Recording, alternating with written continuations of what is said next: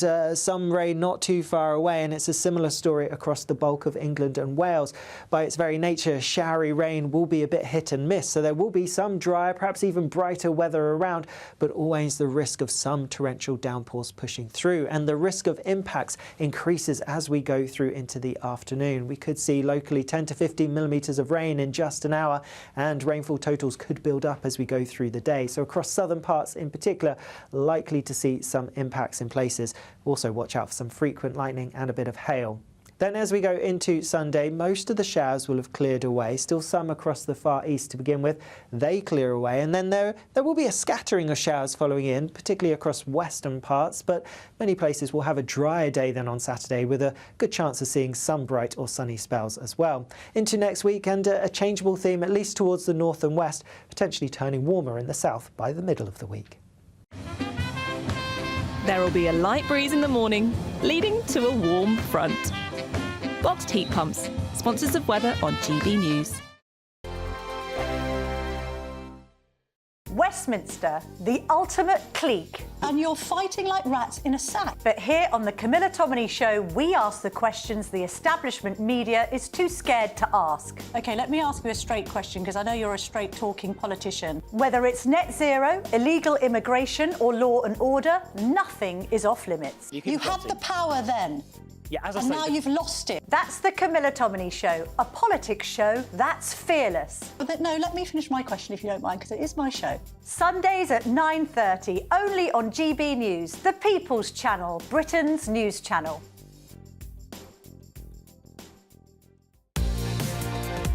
Mornings don't have to be tiresome, especially if you have the right company. Wake up to news as it happens, opinion and debate, and of course, a little bit of entertainment too. Because when the kettle's on, we're on. That's Breakfast on GB News, a show worth waking up for. Every morning from 6 a.m. Only on the People's Channel, Britain's news channel. We'll spread the news, you spread the word. From the school run to the home run, watch a new show for all of Britain. He can say whatever he wants. A straight-talking show where all voices are heard. and, you know, when are we going to stop talking about smashing the gangs and actually do it? With the stories that matter from every part of our country. There's a bit of a crash landing there for your Chancellor. Bold, fearless and standing up for you. That's me, Martin Daubney, 3 p.m. till 6 p.m, weekdays, here only on GB News. The People's Channel, Britain's news channel. Hi, I'm Michelle Dewberry, and my show is your opportunity to cut through all the noise and dive in headfirst to some robust debates. Ideas clash. Situation, isn't it? Because the failure is... You're deliberately avoiding my point. Nothing's held back. And if you think this is the end of it, wait for more. And we do not shy away from the difficult stuff. Sometimes I want to shake people and say, if only you understood. So join me on Jubes & Co. weeknights at 6 p.m, only on GB News, Britain's news channel. It's Patrick Christie's Tonight, and here we do things differently. It's explaining the absolute madness of this, doesn't it? It's explosive. I mean, this is very good. It's lively. 850. Your government sat there short and it did nothing. It's controversial. And the Middle East has been in turmoil since before I was born. It's everything you need to kickstart your evening. Everyone's had their Weetabix tonight. I love to see it. That's Patrick Christie's Tonight, weeknights from 9 p.m. Only on GB News, the People's Channel, Britain's news channel. This is Britain's Newsroom, where your voice matters. It's just astonishing. With expert analysis and honest opinion, we don't just keep you informed. We bring you unique perspectives you won't see anywhere else. Can't argue with any of that. When the news happens, it happens here. On Britain's Newsroom, weekdays from 9:30 a.m. Only on GB News.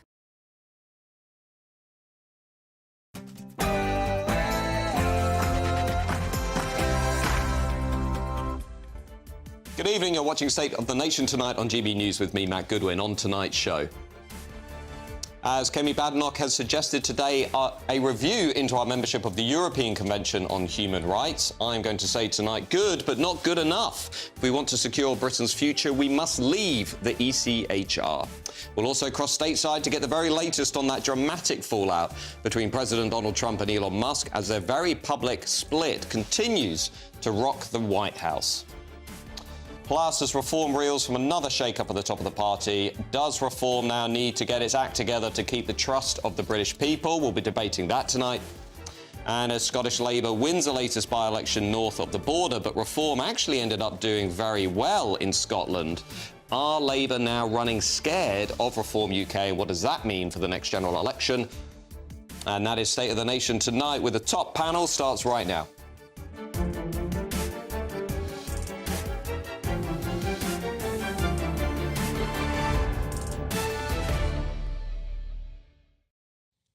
But first of all, let's get the news with Lewis Mackenzie.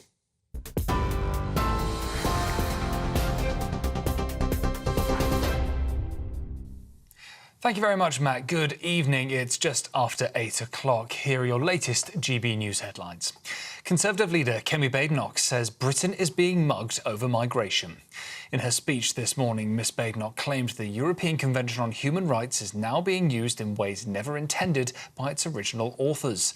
The move follows recent government efforts to limit its influence on UK immigration cases amid growing concerns that the treaty is obstructing deportation policies and legal reforms. President Trump has accused Elon Musk of losing his mind in the latest escalation in the row between the pair. Speaking to US media, the president revealed he is not interested in speaking to the tech mogul.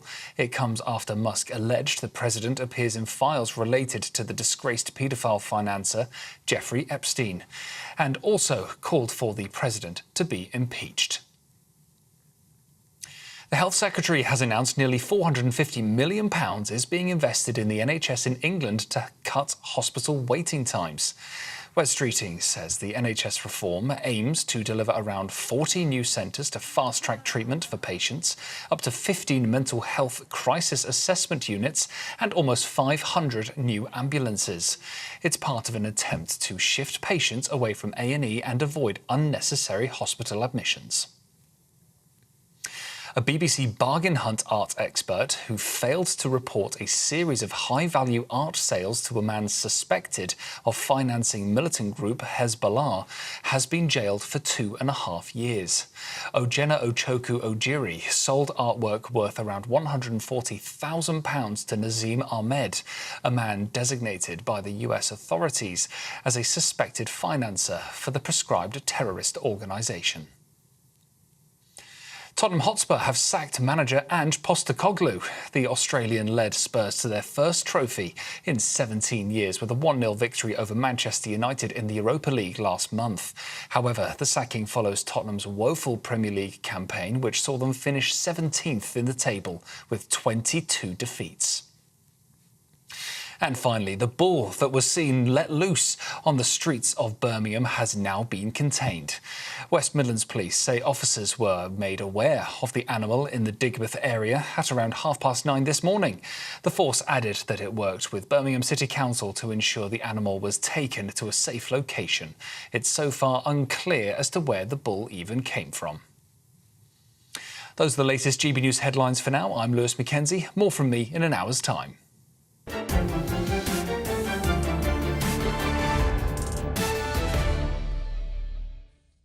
Good evening. Welcome back to State of the Nation tonight on GB News with me, Matt Goodwin. Well, what a day in Westminster. Conservative Party leader Kemi Badenoch has come out today and said that she wants to launch a review into our membership of the European Convention on Human Rights. Check this out. Tens of thousands of illegal migrants, mainly adult men, take the risk of crossing the channel in small boats because they know we can't even remove criminals and terrorists. Indeed, we help pay their legal fees to help them stay. I will always defend the support we gave people from Hong Kong and Ukraine. But we cannot become the destination for everyone looking for a new home or a better life. Nor can we be the world's softest touch. Well, it's a start, Kemi, but it doesn't go far enough. We don't need a review into our membership of the ECHR. We simply need to leave the ECHR. It is the obvious and only solution to reclaiming our status as an independent, self-governing, sovereign nation. Wouldn't that be a beautiful thing? Controlling our borders, controlling our own laws. The long and short of it is this: we cannot control our borders, we cannot deport foreign criminals while we remain in the ECHR. Just look at some of the recent examples that perfectly illustrate why we need to leave. the Albanian murderer who shot a man in the head with a Kalashnikov rifle and then won the right to remain in Britain under the ECHR, at least partly because a judge ruled that deporting him would be unduly harsh on his relatives. Or the Albanian burglar who was given 2.5 years in UK prisons to serve only 6 months before then being deported, but then smuggled his way back into the UK illegally, only to then use the ECHR to win the right to stay in the UK.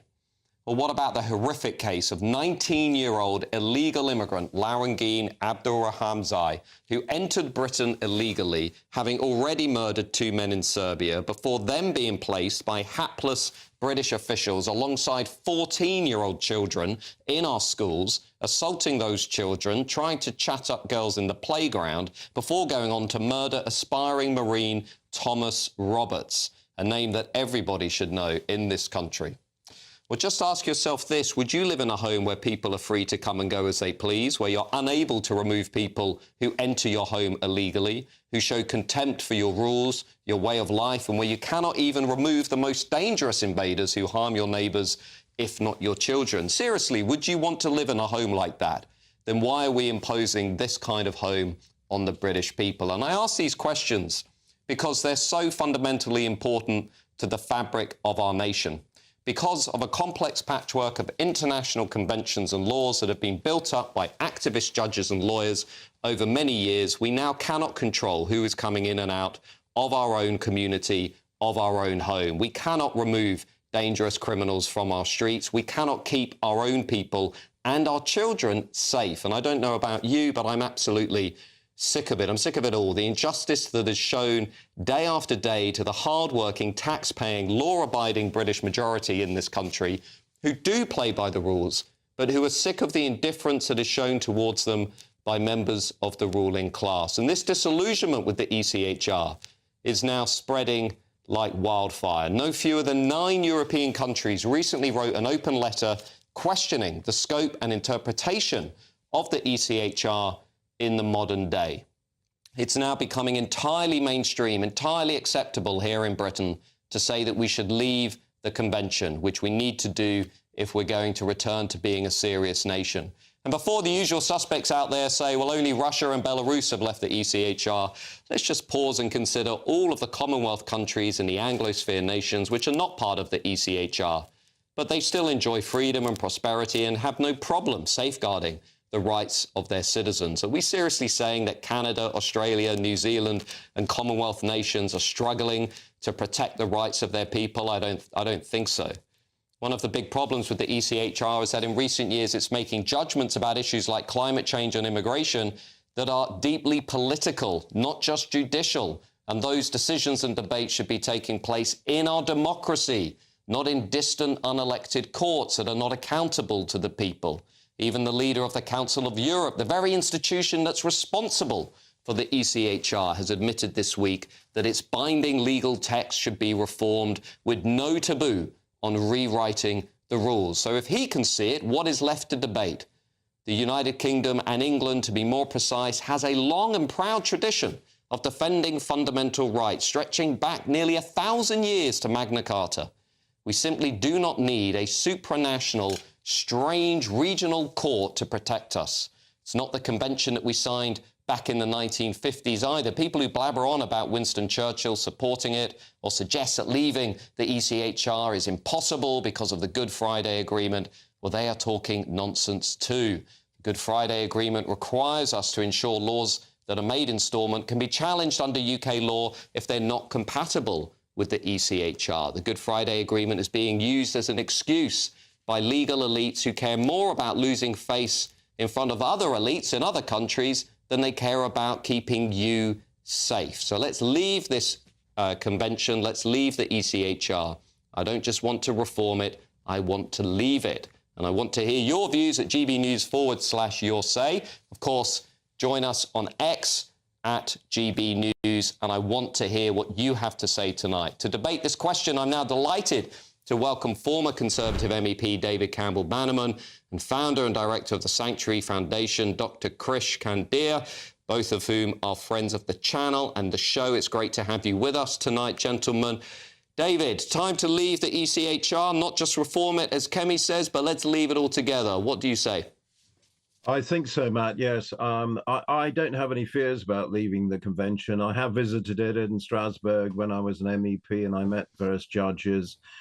Look, to me, you've got to look at the history. We created the European Convention, British judges did, to give Europe the rights we already enjoyed. And what seems to be happening now is we're losing those original rights. I think we need to leave the ECHR and we need a Bill of Rights, which was actually in the Conservative Party manifesto in 2019. And Dominic Raab, if you remember, actually had a Bill of Rights, but he never got any support, and Sunak kind of quietly dropped it. So I think we need to go back to that position and proceed from there, because it just can't go on like this. And even 9 EU countries now writing in, including Italy and Belgium, saying it's a disaster. So I think now is the time to really look at the whole thing. Krish, you've come on the show before to make the case for the ECHR. Since you've last been on, 9 European nations have written this open letter saying they want to reform it. Even Yvette Cooper is saying she wants to reform parts of it. Kemi Badenoch now saying she wants to reform it. I suggest to you the mood music is not moving towards people like you, but moving against the ECHR, is it not? Well, Matt, reform is a good thing. I'm open to reform. But throwing the whole thing out in completeness, I have a problem with. The only places that have left the ECHR so far, you mentioned Russia, you mentioned Belarus. I think Greece left briefly when it had a dictatorship. It's dictatorships that don't want their homework marked by someone else. They want to mark their own homework when it comes to human rights.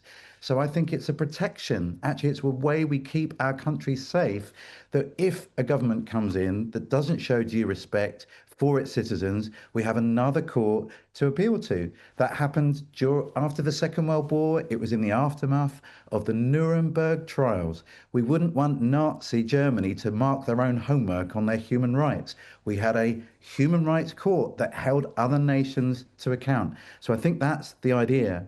Now, it's interesting that it's Kemi Badenoch that's calling for this review.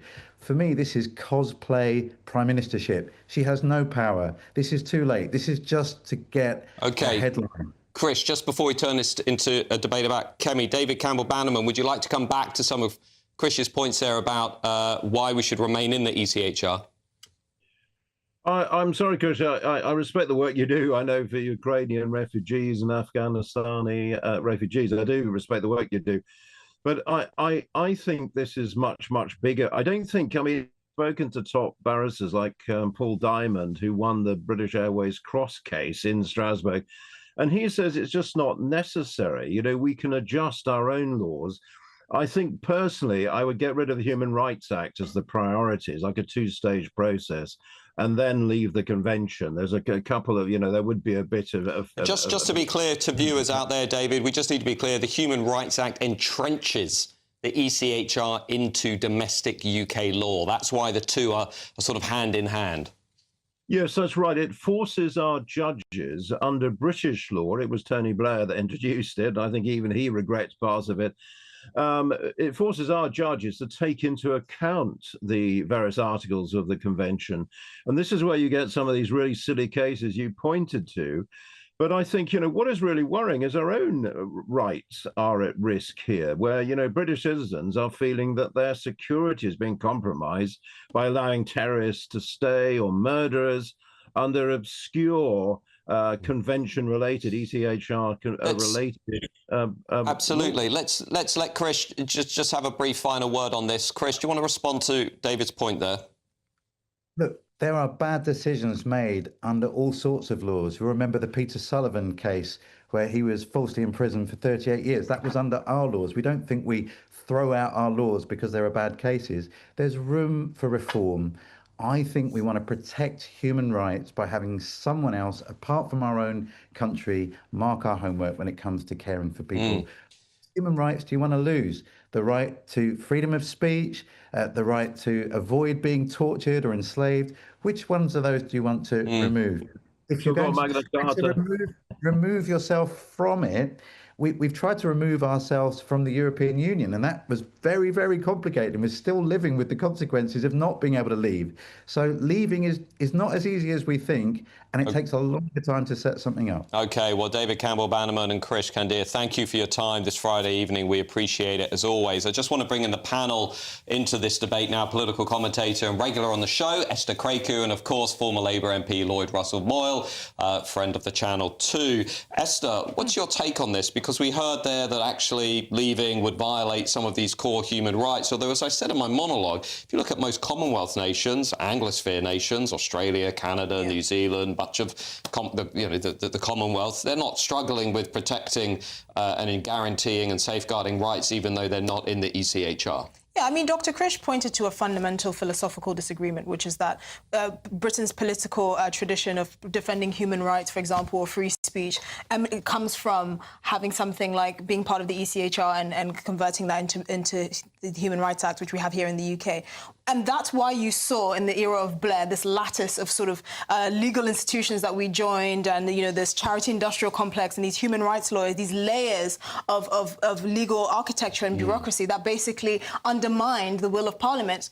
The reason why we don't have a written constitution is because we need the flexibility to allow, our MPs to react directly to what the British public are saying. So what he's basically saying is, if we don't have foreign judges, if we don't have a German judge saying, actually, Britain, you need human rights, we're not going to have it, or we didn't have it before the ECHR. And that's what fundamentally people are annoyed by. I think the speech that Kemi Badenoch gave, it just went down like a lead balloon, because people are saying, for the last 20 years, the British public have consistently voted for fair and legal migration that is controlled and managed.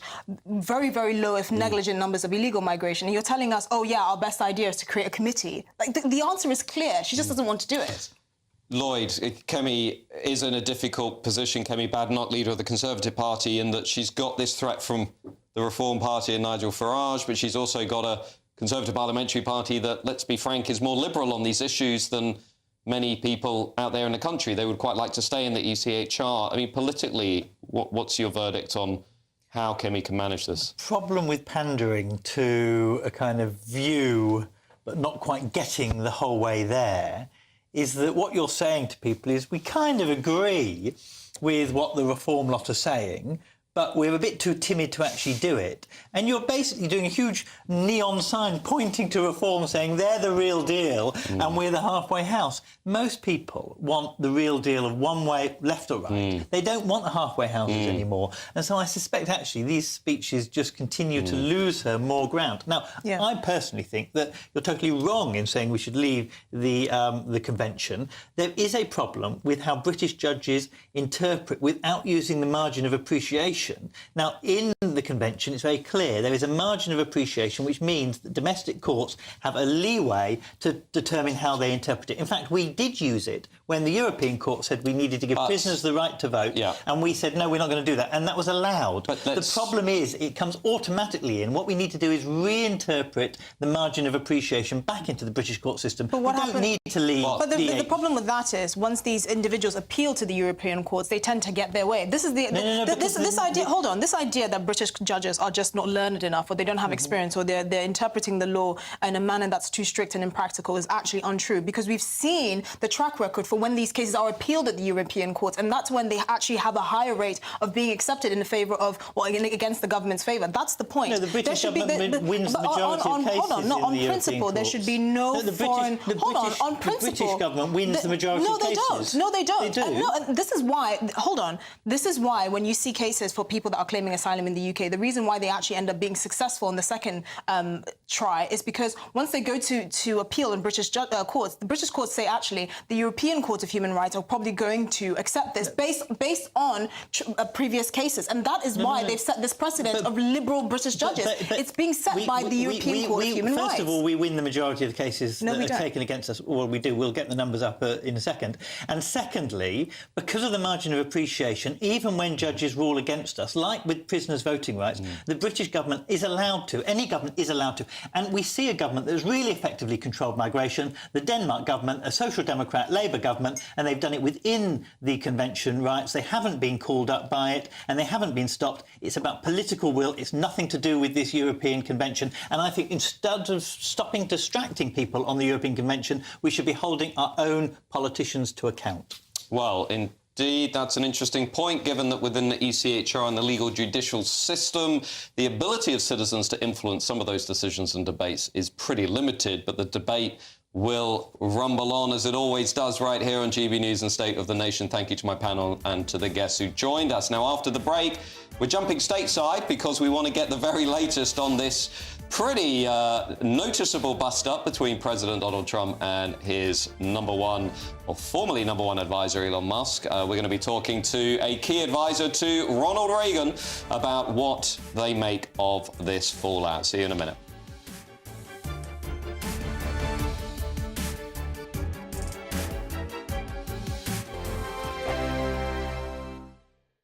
Hi, I'm Michelle Dewberry, and my show is your opportunity to cut through all the noise and dive in headfirst to some robust debates. Ideas clash. Situation, isn't it? Because the failure is... You're deliberately avoiding my point. Nothing's held back. And if you think this is the end of it, wait for more. And we do not shy away from the difficult stuff. Sometimes I want to shake people and say, if only you understood. So join me on Dubes & Co. weeknights at 6 p.m, only on GB News, Britain's news channel. This is GB News, Britain's news channel. Amy, how did you get into this beauty stuff? It's a good story, actually. I moved here years ago. I married a lovely Scotsman, and I was acting for a while, and then I was producing. And while I was producing, I needed a part-time job, and I got a job presenting beauty products at QVC, the shopping channel. And I was given a hair removal device. And although we did millions of pounds of sellout shows, they were oftentimes returned. Not due to my bad selling, but simply because they didn't work or people didn't like the smell of burning hair. And I thought to myself, people want a dermaplaner. They don't want this 250-pound device. So at the time, I was bringing over these dermaplaners from America to the UK because I couldn't find them in store.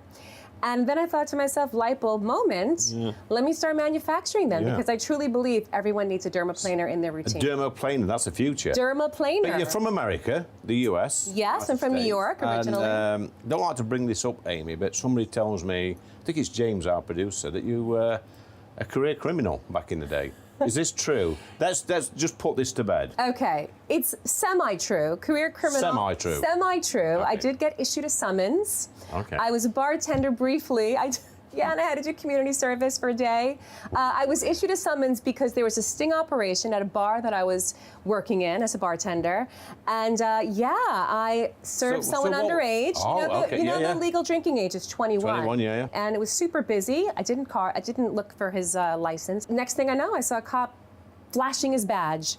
And I thought, oh my God, don't you have criminals to arrest, not me? Proper criminals. But Proper criminals. We believe in second chances here on GB News, especially on this channel. This is why we've got you behind the bar, even though you've got a dodgy past. You put that to bed, haven't you? GB News, the People's Channel.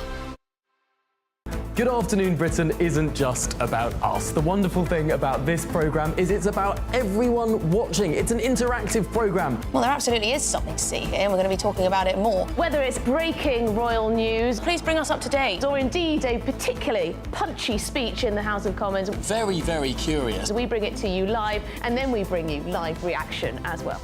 That's Good Afternoon Britain, weekdays from midday. Only on GB News, the People's Channel, Britain's news channel.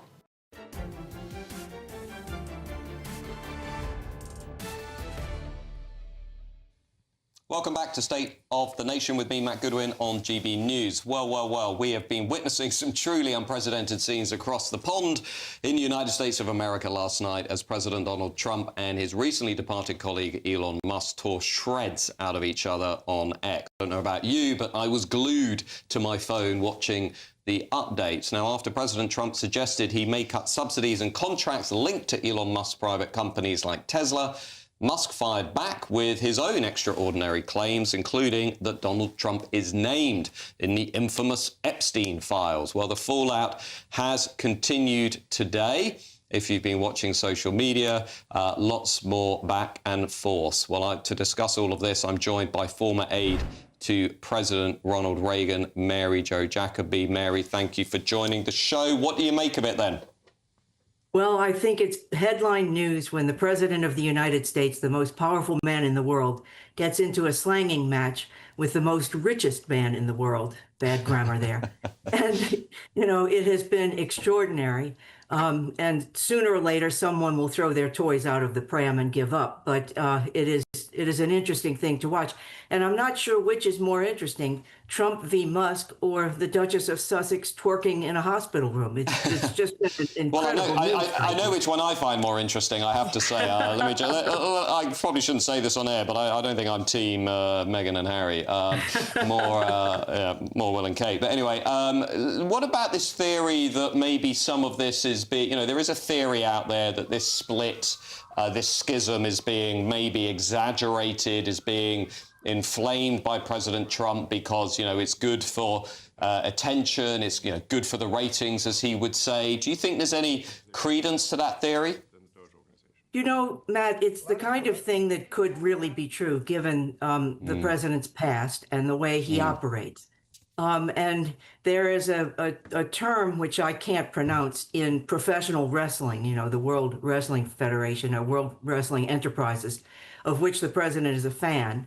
Indeed. That they do these things and, they try to convince you that it's real, but, your heart and head know it's fake. So there is a possibility. And then you have the Epstein trail, which Elon Musk put out today. Which makes it interesting because there's been some pressure on the president and the Department of Justice to release the Epstein files, which they've released a little bit, but not very much.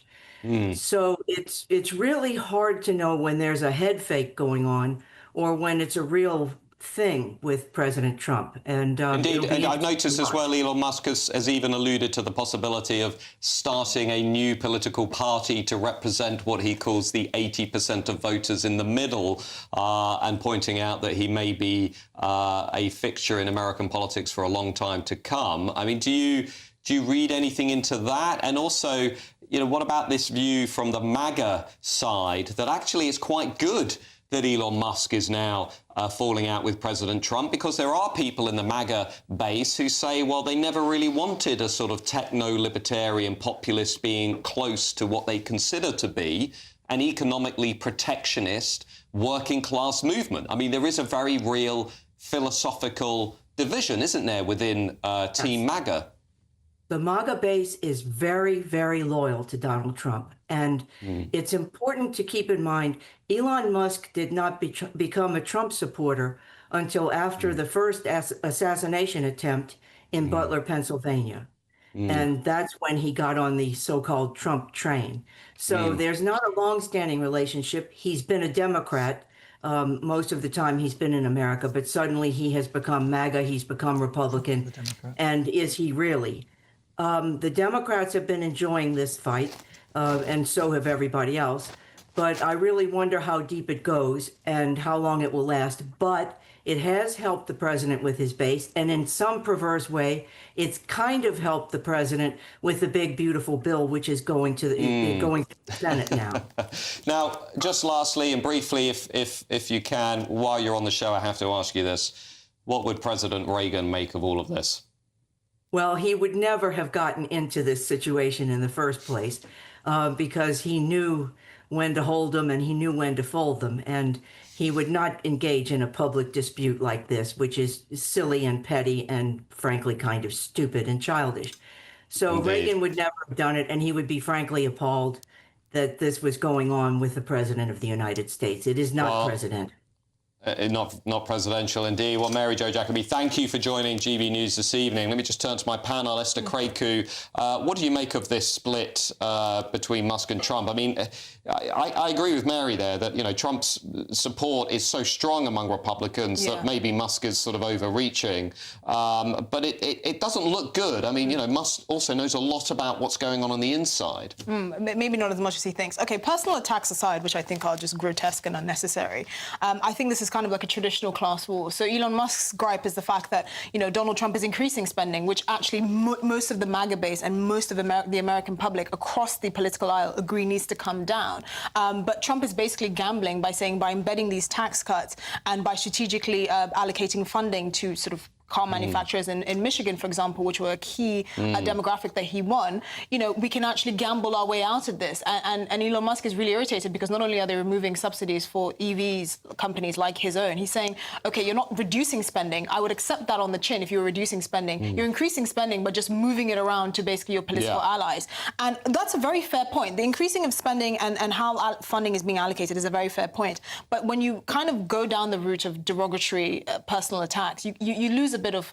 I mean, look, people expect that from Trump. People don't really expect that from Elon Musk. Lloyd Russell Moyle? I think people expected it from both of them. I think as soon as the partnership started, many of us said, this is going to end in fireworks and it's going to be great fun to watch.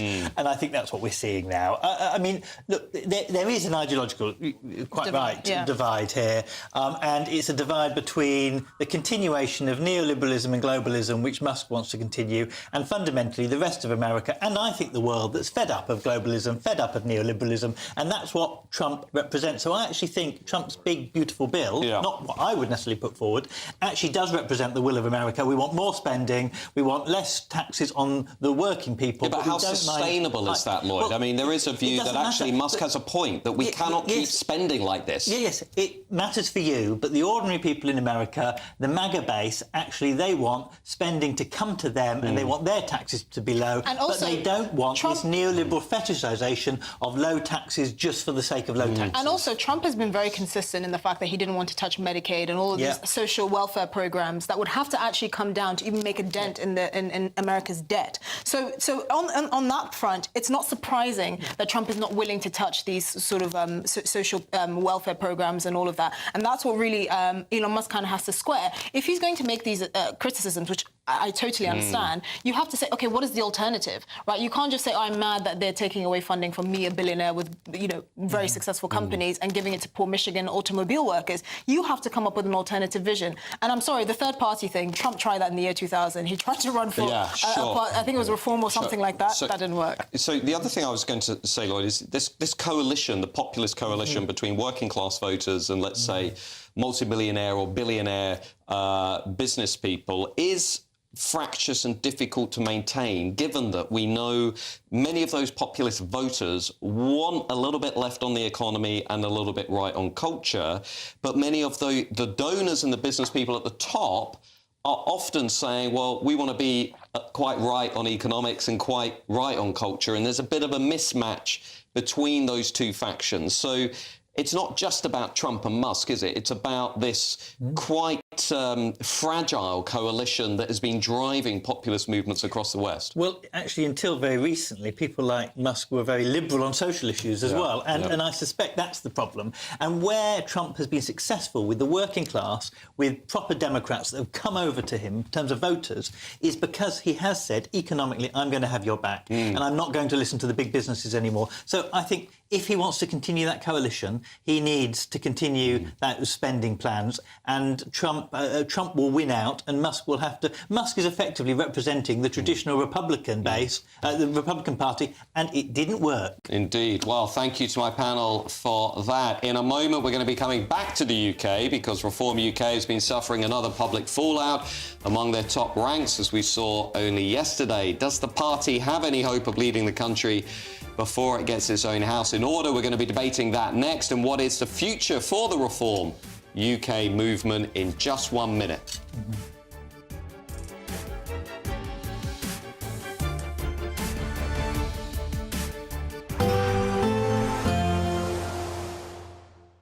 Dinner under the stars tonight? That reminds me of our travel insurance. You mean All Clear Skies? All Clear Travel Insurance sponsors GB News Travel Destinations Forecast. Whilst the weekend brings a lot of unsettled weather to the UK, it's going to be dry and sunny for much of the Mediterranean, although unsettled through the Alps and the south of France.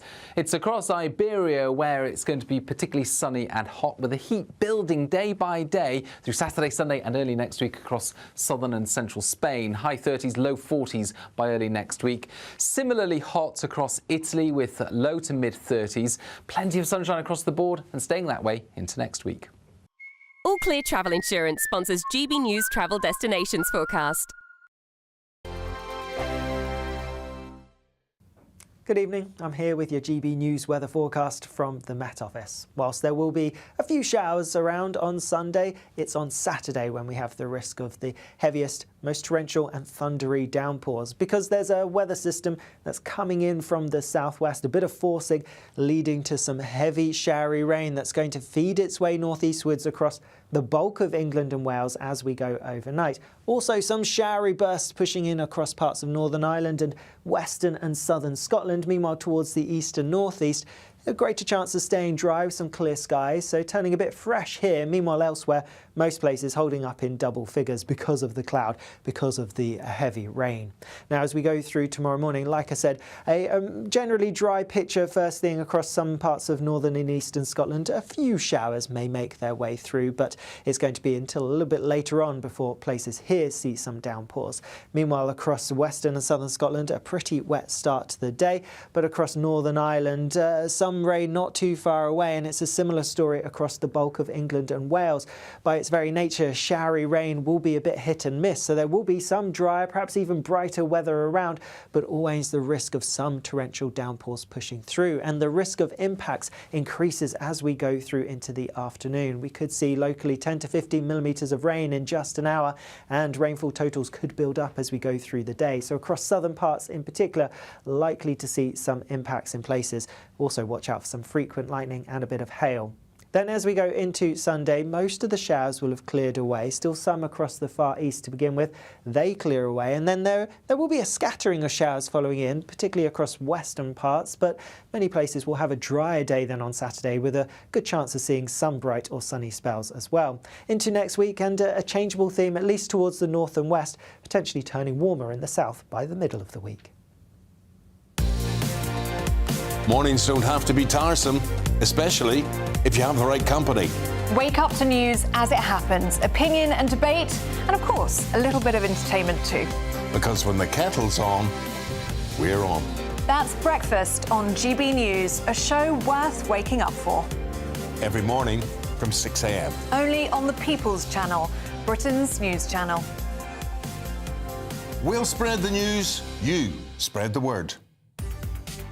From the school run to the home run, watch a new show for all of Britain. He can say whatever he wants. A straight talking show where all voices are heard. And, you know, when are we going to stop talking about smashing the gangs and actually do it? With the stories that matter from every part of our country. There's a bit of a crash landing there for your Chancellor. Bold, fearless and standing up for you. That's me, Martin Daubney, 3 p.m. till 6 p.m, weekdays, here only on GB News. The People's Channel, Britain's news channel.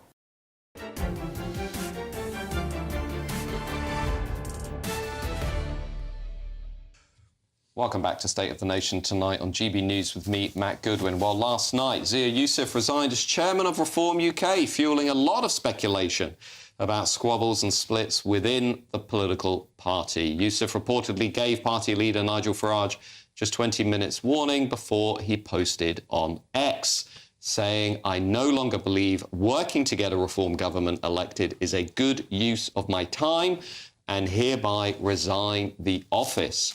Well, since the general election last year, Mr Youssef has been widely perceived to be Nigel Farage's right-hand man and, of course, has been credited with professionalising Reform UK and helping to take reform from the fringes of UK politics to a party with a very credible chance of winning the next general election. If you look at the national polls today, Reform are still in number one position. Just 2 days ago, Youssef was busy helping newly elected Reform councils find ways to save taxpayers' money in his role as Reform's Doge leader, named after the Department of Government Efficiency in the United States. But now he's gone. So tonight, with my panel, I'm going to ask, will the Reform Party have to get its act together if it is to have any ambitions of running the country? Well, let's start with Lloyd Russell Moyle. What is your take on the events of this week, Lloyd? Because we had Nigel Farage in the studio yesterday talking with Martin Daubney about how sad he was about the events and the way in which they unfolded. There is a sense, obviously, out there among, let's say, the media class, Westminster, that this is another disruptive moment for Reform. You look at the national polls, the party's still number one. What's your initial reaction to what we've seen? Well, I think this is not a dissimilar split to the conversation we're just having about Trump versus Musk. It's on a different line.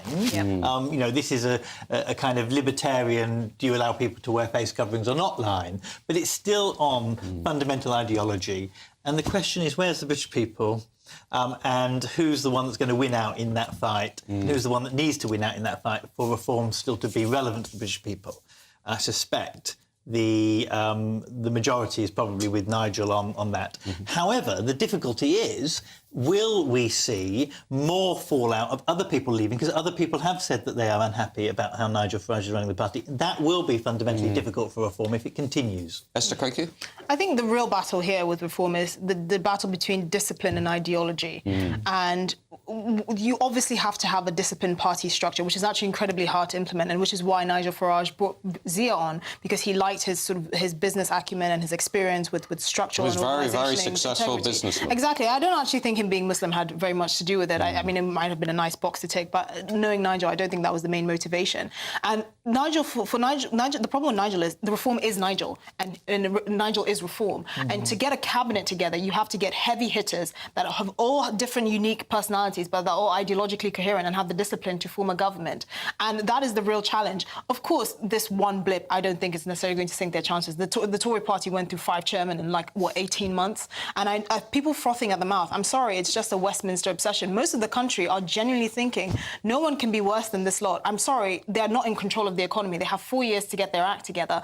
This is really just one of those things. And to be honest, they're kind of right. I think the Labour and Conservative Party thinking that they somehow have one up on reform because of this. Let's remember Scotland, right? Reform basically had virtually no presence in Scotland, and yet in the recent by-election, they came third, which is significant. Well, we'll be talking about that towards the end of the show. Lloyd, is this really a storm in a teacup? I mean, you know, we've also had the fallout around Rupert Lowe. We've now got the fallout around Zia Youssef. I mean, there are two schools of thought, aren't there? There are people who say, well, if you look at the polling, reform's just got stronger and stronger. It's basically more than doubled its share of the national vote since the general election last July, where it polled 14%. It's now averaging just above 30%. Then, of course, there are other people who say, well, all of this internal disruption is potentially putting off other people from joining because they perceive there to be some internal discord. I mean, what's your take on this? Well, I think Zia was useful for the optics of more Middle England, who wanted to make sure that Nigel was not a kind of a Tommy Robinson or a Nick Griffin in disguise. And so, actually, that will cause a challenge, because people will say, well, who is the moderating force on some of these things? We want something different. We are fed up with the two previous parties, but we want to know that we're not going to suddenly be kind of out of the frying pan into the fire. So you think Middle England basically is needing a little bit of reassurance? It doesn't necessarily need to be a Muslim kind of chairman, but what it needs is someone who feels like it's not just the Nigel Farage show. And there is a pattern here that's starting to emerge, that it's the Nigel Farage show, and there can never be any personality that's bigger than Nigel. We've seen two parties effectively collapse around Nigel over the last few years. They've done very well, and then it's difficult to find other people to come around. Of course, there are people, though, Esther Kroku, who would say in response to that, yes, but Nigel Farage is the only politician in British history who's won 2 nationwide elections with 2 different parties. UKIP and Brexit Party won European Parliament elections. He's the only party leader outside of Labour and the Tories to win a set of local elections, which he did recently. So, yes, there might be a trail of disruption behind him, but he also, at the same time, delivers. Yes, I mean, what Nigel has in his favour, apart from all of what you've said, I think most importantly is consistency. He has said the same thing for 20 years, and in many ways he's almost kind of canonised himself. But a government is different business. A government is more than just sitting in opposition, as Keir Starmer's seeing, and trying to run the country. And he does have to have heavy hitters around him that look like a legitimate cabinet that can play together. I would say the first thing, if I had to advise reform, is get some sort of discipline around social media. I think there's something really just improper about your chairman resigning on Twitter 20 minutes after they're giving you notice. Like, these are basic things. Richard Tice's Twitter, which I've complained about, and I know him personally. Again, that's not the sign of a party that's getting ready to go. 4 years. Well, having said that, we also watched Donald Trump and Elon Musk tear chunks out of That each other on means social media for much of yesterday. The pendulum will swing another. People will get exhausted of this. People will get exhausted of watching their country being run on social media. Yeah. The pendulum will swing. I wonder if we are misreading the reform rise. We're definitely not. Just like Labour have misread their massive landslide, just like Boris misread his landslide. It's not that people actually loved Boris, it's just they wanted something to get done. They wanted Brexit done and they were fed up with the bickering. It's not that people loved Labour, they were just fed up with the Tories bickering. They wanted something to be done. And I wonder if actually, rather than actually people saying we really like reform and we really like Farage, they're just saying we just want any of the above. And that's what reform is at the moment. And there's a danger that unless reform solidifies those votes, what happens is people can be fickle and they will move on to the next show on the road as soon as it comes around. Well, as always, we'll be here to watch the fallout and to watch the ongoing trials and tribulations in British politics. Thank you to my panel for now. After the break, we're going to be going to Scotland. We're all over the world tonight to look at reaction to that by-election result, which Esther Craigu just alluded to, which saw Labour win under significant pressure from Reform UK. Is Scotland now turning into not just a two-horse race, but maybe a three-horse race with the SNP as well? We're going to be debating that in 1 minute.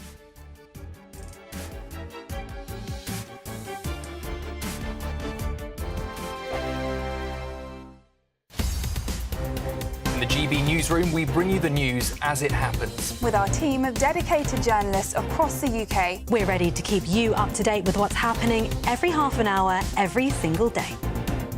Bulletins here on GB News, the People's Channel, Britain's news channel.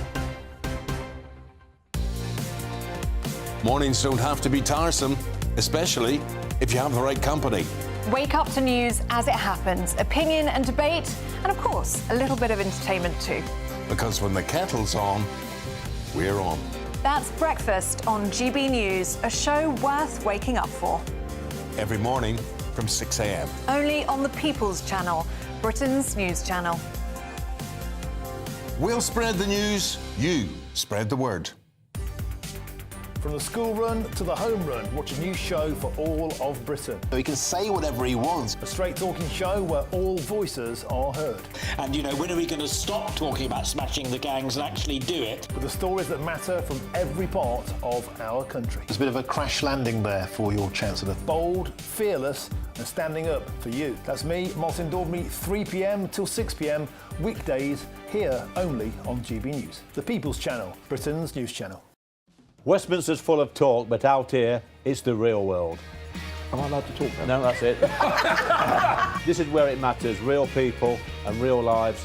That's what politics is all about. In fact, has Trump made a good start? No. Straight answers, no spin, and just a couple of pints. How many fingers have I got up? About 10. So join me for Lee Anderson's Real World every Friday at 7 p.m, only on GB News. The People's Channel, Britain's news channel.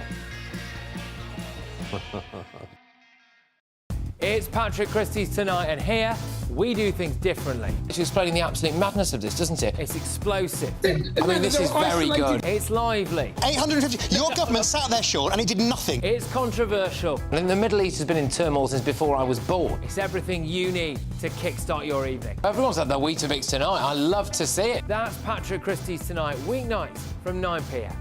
Only on GB News, the People's Channel, Britain's news channel. No matter the state it's in, this is our nation. Join me, Jacob Rees-Mogg, for a genuine, honest discussion on where we have been, where we are going, and where we are with the people who set the direction. That's State of the Nation every Monday and Tuesday at 8 o'clock, only on GB News, the People's Channel.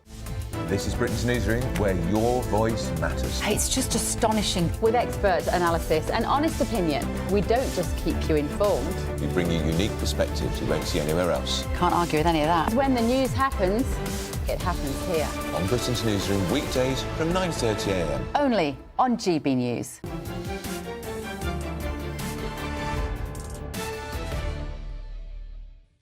Welcome back to State of the Nation tonight on GB News with me, Matt Goodwin. Well, Scotland. Let's take a look because Labour's Davy Russell won the Hamilton by-election last night in Hamilton, Larkhill and Stonehouse. Mr Russell took top spot with 8,559 votes. The SNP finished second with nearly 8,000 votes. Reform UK came a close third with more than 7,000 votes. The Tories, meanwhile, dropped to just 6% of the vote, continuing their death spiral in British politics. Well, to give us the latest from north of the border and what all this means for that crucial next general election in 2028, 2029, when's it going to come? We now have former SNP defence spokesman Stuart Crawford with us. Stuart, thank you for your time this evening.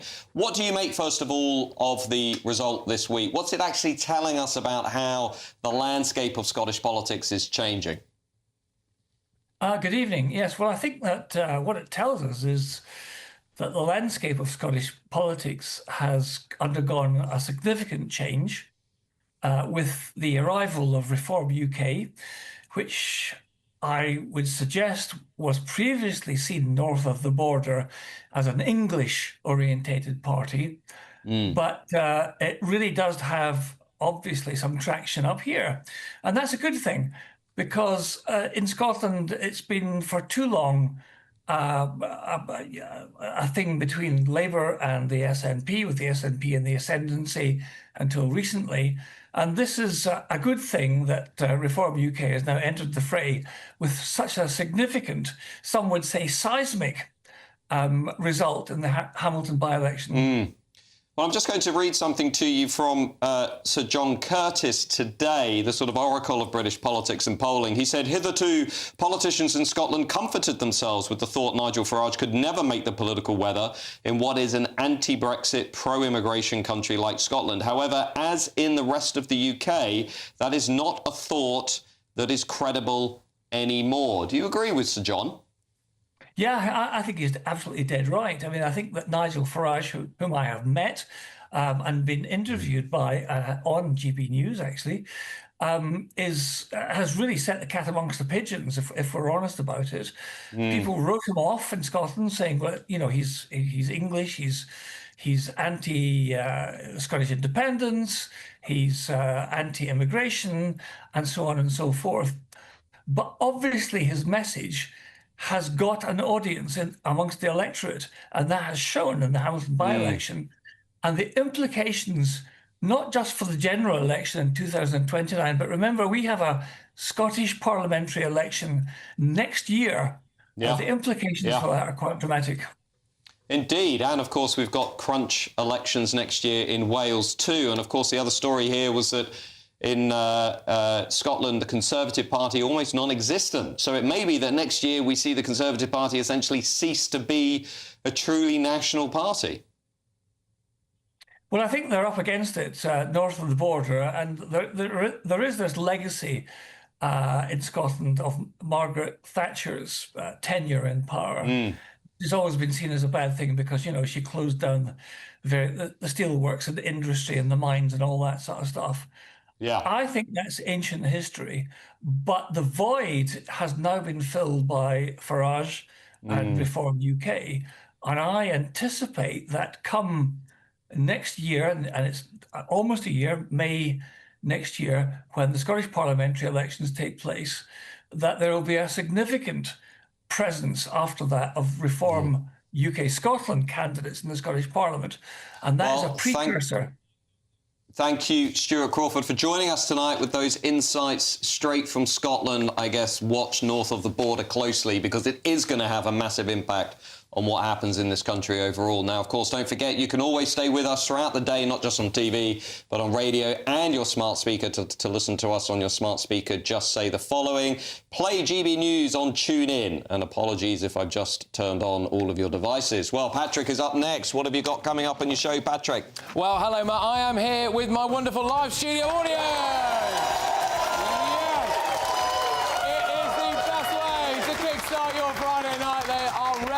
To go. Will Britain ban the burqa? That's been a hot topic this week. Is it racist to worry about white Brits being a minority in Britain? Are you worried about going to the NHS just in case they accidentally kill you?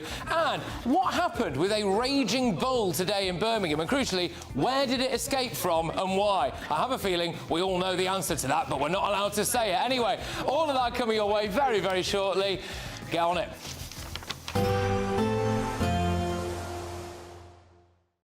Expect a warm front, moving from the kitchen right through to the rest of the house. Boxed boilers, sponsors of weather on GB News. Good evening, I'm here with your GB News weather forecast from the Met Office. Whilst there will be a few showers around on Sunday, it's on Saturday when we have the risk of the heaviest, most torrential and thundery downpours because there's a weather system that's coming in from the southwest, a bit of forcing leading to some heavy showery rain that's going to feed its way northeastwards across the bulk of England and Wales as we go overnight. Also some showery bursts pushing in across parts of Northern Ireland and western and southern Scotland. Meanwhile, towards the east and northeast, a greater chance of staying dry with some clear skies, so turning a bit fresh here. Meanwhile, elsewhere, most places holding up in double figures because of the cloud, because of the heavy rain. Now, as we go through tomorrow morning, like I said, a generally dry picture first thing across some parts of northern and eastern Scotland. A few showers may make their way through, but it's going to be until a little bit later on before places here see some downpours. Meanwhile, across western and southern Scotland, a pretty wet start to the day, but across Northern Ireland, some rain not too far away, and it's a similar story across the bulk of England and Wales. By its very nature, showery rain will be a bit hit and miss, so there will be some drier, perhaps even brighter weather around, but always the risk of some torrential downpours pushing through, and the risk of impacts increases as we go through into the afternoon. We could see locally 10 to 15 millimetres of rain in just an hour, and rainfall totals could build up as we go through the day. So across southern parts in particular, likely to see some impacts in places. Also watch out for some frequent lightning and a bit of hail. Then as we go into Sunday, most of the showers will have cleared away. Still some across the far east to begin with. They clear away, and then there will be a scattering of showers following in, particularly across western parts, but many places will have a drier day than on Saturday with a good chance of seeing some bright or sunny spells as well. Into next week,